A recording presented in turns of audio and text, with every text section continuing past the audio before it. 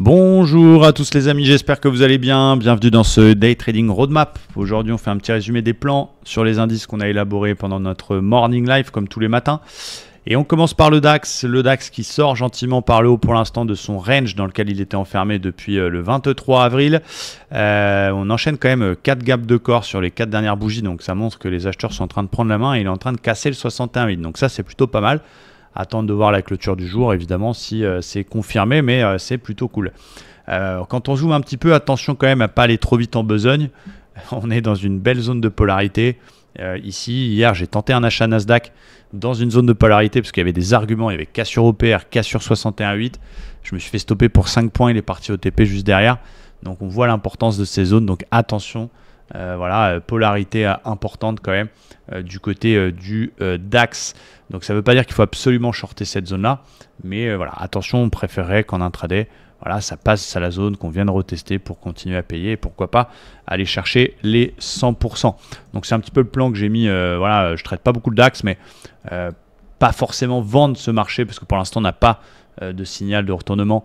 Et on est en flux très haussier, mais attendre qu'il pète la zone, qu'il la reteste pour continuer à payer et ou surveiller en cas de gros repli le bas du range.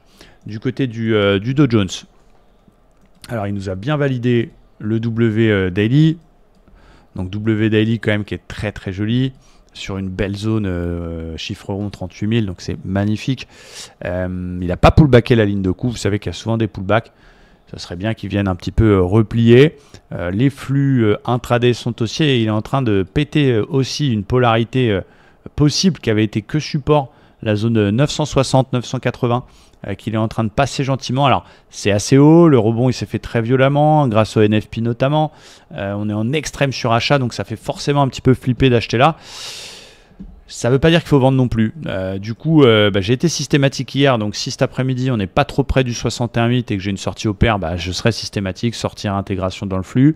Je préférais quand même qu'il replie un petit peu et qu'il vienne chercher la ligne de coup du W, donc pour un achat plus bas vers les 750. Et je surveillerai aussi ma zone 600, qui est l'ancien top, qui a déjà fait polarité. Donc, j'ai 3 zones à surveiller. Je serai moins à l'aise dans un achat breakout, mais je serai systématique si c'est propre. Je préférais achat vers 750 et je pourrais travailler également les 600. Du côté du Dow Jones, pour l'instant, je n'ai pas envie de shorter.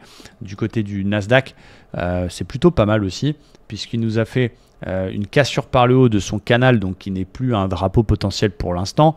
Il a pété aussi 61,8 de toute la baisse entre le plus haut historique et le plus bas de la consolidation. Donc voilà, naturellement, j'ai envie de continuer les achats sur le Nasdaq. C'est dommage, je vais vous montrer mon trade d'hier. Standard, il casse les plus hauts, il fait une sortie au pair, il n'y a plus d'obstacles avant le top ici vers les 330. Donc je serai systématique, moins à l'aise. Je préférais acheter sur un repli sur le 61,8, sur une petite bulle, un petit truc comme ça, vers les 18 080. Et je surveillerai aussi une zone vers les 920 en cas de repli un peu plus important. L'ancien plus haut qui est pas mal aussi. Ça commence à être loin maintenant. Mais voilà ce que je vais surveiller. Je vous montre quand même mon petit trade d'hier. Parfois on parle de réussite. Des fois j'en ai beaucoup. La semaine dernière j'en ai eu beaucoup. Avec un très beau trade lundi qui a fait mon ratio de 2,2 et je suis sorti sur le haut d'OPR. Il s'est mis à cagouler derrière. Là j'ai acheté hier la sortie par le haut de l'OPR. Donc c'était tout début de séance. Malgré la zone parce qu'il avait cassé un 61,8 quand même important. Donc je suis rentré assez bien. Je suis rentré pas tout à fait sur le haut d'OPR. Je suis rentré un petit peu mieux, le temps de cliquer, etc. Voilà, j'avais un stop à peu près à 25 points. La zone, c'est vrai, elle aurait pu nous faire réfléchir, mais comme il avait cassé 61,8 en 1 heure, en 4 heures, j'y suis allé. Il est venu pendant 2 heures, on a été proche du BE, ensuite il est venu MSL pour aller derrière jusqu'au ratio de 4. Donc bon, c'est dommage. La zone, encore une fois, j'y suis allé quand même. On sera systématique aujourd'hui, voilà, et on verra. En tout cas, voici mes plans. Merci à tous, j'espère que ça vous aide beaucoup et je vous souhaite une belle journée de trading. Ciao, bye bye!